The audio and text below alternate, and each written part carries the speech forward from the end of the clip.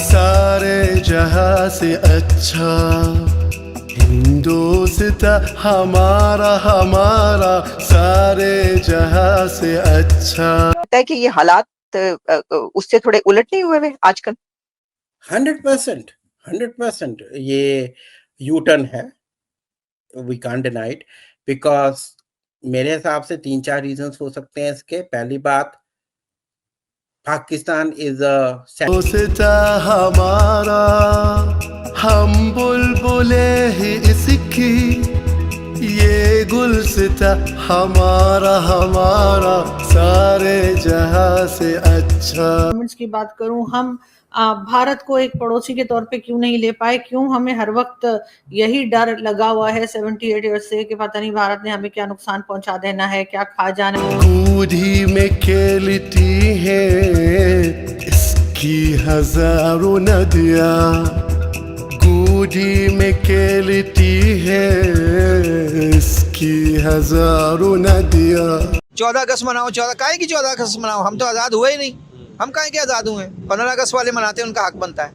वो मनाएं। 15 अगस्त उनकी बनती है, वो अमेरिका को ललकार देते हैं, ओए खबरदार अपने घर बैठ तू, हमारा मामला है, हम जाने हमारा काम जाने। और ये वहाँ जाके वो बिल्कुल उन्होंने रशिया से तेल लिया, हालांकि अमेरिका रशिया का मसले चल रहे थे, अब तो चाइना का साथ भी उन्होंने प्रॉपर कोई एग्रीमेंट की तरफ जा रहे हैं, पीस कोई कायम हो सके। हम आज भी जो रिलेशंस रहे, लेकिन अपनी कंट्री को उन्होंने काफी अच्छा संभाला है फॉरेन पॉलिसी और इकोनॉमी के लिहाज से भी, और हम कई जगह पर मार खाते हुए नजर आते हैं। ऐसा क्यों? नमस्कार दोस्तों आज 15 अगस्त है, पूरा देश 15 अगस्त मना रहा है। और भारत की 15 अगस्त केवल स्वतंत्रता दिवस जो है, इंडिपेंडेंस डे, भारत में नहीं पूरी दुनिया में मनाया जाता है। कई ऐसी बड़ी इमारतें हैं इसमें लाइटिंग की जाती है और इस तरह के वीडियो भी मैंने डाले हैं, जो मैं लिंक डिस्क्रिप्शन बॉक्स में दे दूंगा, आप देख सकते हैं। अब पूरी दुनिया में भारत के प्रधानमंत्री का संबोधन पहुंचता है, क्योंकि आज लाल किले से प्रधानमंत्री जी संबोधित करते हैं पूरे देश को। अब उसके बाद पूरी मीडिया की नजरें हो गई हैं भारत पे कि भारत आगे क्या करने वाला है। ट्रम्प के साथ जिस तरह का टैरिफ वॉर अब भारत का शुरू हो गया है, वो बहुत ही इंटरेस्टिंग मोड पे पहुंचकर पाकिस्तान ने ये मान लिया है कि भाई भारत जो है वो झुकने वाला नहीं है किसी के भी आगे, और पाकिस्तान जो है वो पहली घुटने टेक चुका है। आप इस सब के बारे में क्या सोचते हैं कमेंट बॉक्स में जरूर लिखिएगा। वीडियो अच्छा लगे तो लाइक करें, शेयर करें, चैनल को सब्सक्राइब करना ना भूले, बेल का आइकन प्रेस करें लेटेस्ट नोटिफिकेशन के लिए। आइए आगे बढ़ते हैं इस वीडियो। लगता है कि ये हालात उससे थोड़े उलट नहीं हुए हुए आजकल? 100%, 100% ये यू टर्न है, we can't deny it, because मेरे हिसाब से 3-4 रीजंस हो सकते हैं इसके। पहली बात, Pakistan is a satellite state of China, ठीक है। यूएस उसको वापस लेना चाहता है, जो पिछले 15 साल में अभी तक आपका चाइना पाकिस्तान कॉरिडोर तो बना नहीं है, पिछले 10 साल हो गए हैं। दूसरा रीजन, मिनरल्स, रेयर मिनरल है जो है बलूचिस्तान में, America is very much interested in that, right, because China जब कभी भी टैप बंद कर दे तो सारी industry, because rare earth elements are used in everywhere, आपके फोन में, लैपटॉप में, कार्स में, सेमीकंडक्टर्स में, एवरीवेयर, सैटेलाइट्स में, जीपीएस सिस्टम में, सब में यूज होते हैं, एरोप्लेन्स में, फाइटर जेट्स में, and Balochistan is has vast resources of that. तीसरा रीजन मेरे को जो लगता है कि because Pakistan has a very close proximity with Iran and Afghanistan, और अभी जैसे मिडल ईस्ट की टेंशन चल रही है इजराइल के साथ, obviously Pakistan will not give its bases to Israel, so US can take that bases, जो उन्होंने पहले भी लिए थे against Afghanistan, to keep an eye on Iran. क्योंकि अगर आज आपने देखा हो तो आज क्या कहा है प्रेसिडेंट ट्रंप ने, कि हमने ईरान के सारे न्यूक्लियर बेसिस खत्म कर दिए हैं, और हम चाहते हैं पूरा मिडल ईस्ट अब्राहम रिकॉर्ड में आ जाए ताकि वहां शांति हो जाए। जी, आखिरी सवाल मेरा आपसे ये होगा कि ये बताइएगा कि पाकिस्तान की तरफ से एक स्टेटमेंट आई है और उसमें जो डीजी आईएसपीआर है, उनकी तरफ से कहा गया है कि अब जो है वो जो पाकिस्तान भी डीप स्ट्राइक्स की बात की गई है, Pakistan can deep strikes in India. और इसके अंदर अब तो ये तक कहा गया कि कौन अंदर घुस के कौन-कौन से शहरों पर होगा, और ईस्टर्न फ्रंट की जो है वो बात की गई है। तो क्या ये ईस्टर्न फ्रंट कौन-सा है? बांग्लादेश है, क्या है? इस पे ज़रा थोड़ी रोशनी डालेंगे आप? देखिए, ऐसे आपको याद है जब बालाकोट अटैक हुआ था? आपके आईएसपीआर ने क्या कहा था? सो जाओ, हम जाग रहे हैं। ठीक है। दूसरी बात, जब अब से ऑपरेशन सिंदूर हुआ, आपके आईएस हमारा कोई फर्क नहीं पड़ा। में हम पाकिस्तान के लोगों की अगर मैं बात करूं या गवर्नमेंट्स की बात करूं, हम भारत को एक पड़ोसी के तौर पे क्यों नहीं ले पाए? क्यों हमें हर वक्त यही डर लगा हुआ है 78 ईयर्स से कि पता नहीं भारत ने हमें क्या नुकसान पहुंचा देना है, क्या खा जाना है। उसके साथ भारत जिस तरीके से आगे बढ़ा, चाहे वो फॉरेन पॉलिसी हो, कुछ भी कही है, उनके साथ हमारे जैसे रिलेशंस रहे, लेकिन अपनी कंट्री को उन्होंने काफी अच्छा संभाला है फॉरेन पॉलिसी और इकोनॉमी के लिहाज से भी।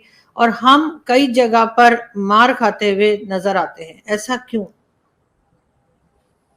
देखिए, एक तो बड़ा बुनियादी फ़र्क ये था कि कांग्रेस की जो लीडरशिप थी वो ग्रास रूट से आई थी, वो आम लोगों से थी और उन्हीं की एस्पिरेशंस को रिप्रेजेंट करती थी।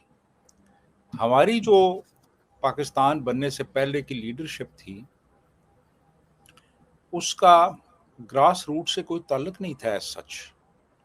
वो एक एलीट क्लास को रिप्रेजेंट करती थी और उन्होंने एलीट क्लास के जो इंटरेस्ट थे उनको प्रोटेक्ट करना था, और यही एक प्राइमरी मोटिवेशन थी उनकी कि एक अलहदा मुल्क हासिल किया जाए। अगर कोई ये कहता है कि उनका जो मरकज़ और महवर जो था वो आम आदमी था, तो ऐसा नहीं था। उन्होंने ये चीज़ इंश्योर करनी थी कि लैंड रिफॉर्म्स ना हों, इंडस्ट्रीज़ की, मेजर इंडस्ट्रीज़ की नेशनलाइजेशन ना हो, बड़े बड़े ओहदे मिलें, वजारतें मिलें, वसाइल मिलें और वो हुक्मरानी कर सकें। तो जब आप का जो फोकस है वो आपकी अपनी क्लास की बेहतरी है और क्लास की बढ़ोतरी है और वसाइल हासिल करने की एक जुस्तजू है, तो फिर आप आम आदमी की ज़रूरियात का ख्याल नहीं करेंगे। देखें ना, मुल्क बनने के फ़ौरन बाद ज़रूरत इस बात की कि आइन पे काम किया जाता, महाजरीन की आबादकारी की जाती, इलेक्शंस करवाए जाते, अवाम के मुंतखब नुमाइंदों को हुकूमत मुंतकिल की जाती। कुछ भी नहीं किया गया और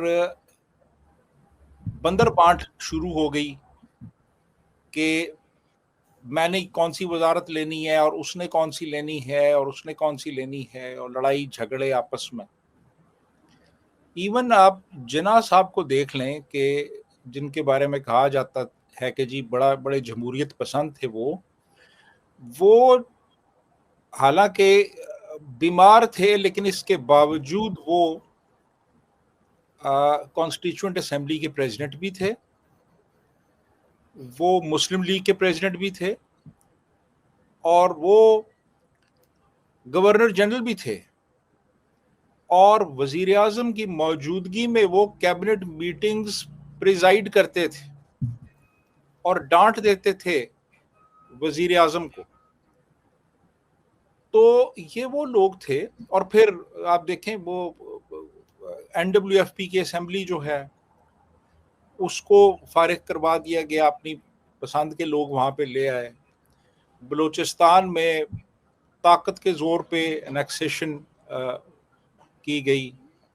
इसी तरह सिंध में अयूब खोड़ो की हुकूमत जो थी उसको फारिग करवा दिया गया। बाद में फिर यहाँ पंजाब की हुकूमत भी फारिग करवाई गई। तो ये वो लोग थे। तो जाहिर है जब आपकी दिलचस्पी एक ख़ास तबका हो, एक एलीट क्लास हो और उसी की बेहतरी के लिए आपने काम करना हो और आम आवाम किसी भी तरह से आपकी इक्वेशन में फिट ना होते हों, तो फिर यही होता है ना जो आज हम 78 साल के बाद देख रहे हैं। वो लोग अमीर से अमीर तर हो गए, उन्होंने वसाइल पे कब्जा कर लिया, उन्होंने जायदादें बना ली, बड़ी बड़ी ज़मीनें हथिया ली, कारखाने लगा लिए, और वो लोग आज हुकूमत कर रहे हैं। इसके बरक्स आम आवाम जो है उनकी हालत आज भी वैसी ही है जैसी शुरू में थी, पहले थी, कोई फ़र्क नहीं आया। इंडिया में इसके बरक्स ये हुआ कि चूंकि ग्रास रूट से लीडरशिप ऊपर आई और डेमोक्रेसी शुरू ही में उन्होंने इंस्टॉल कर दी और 1950 में उनका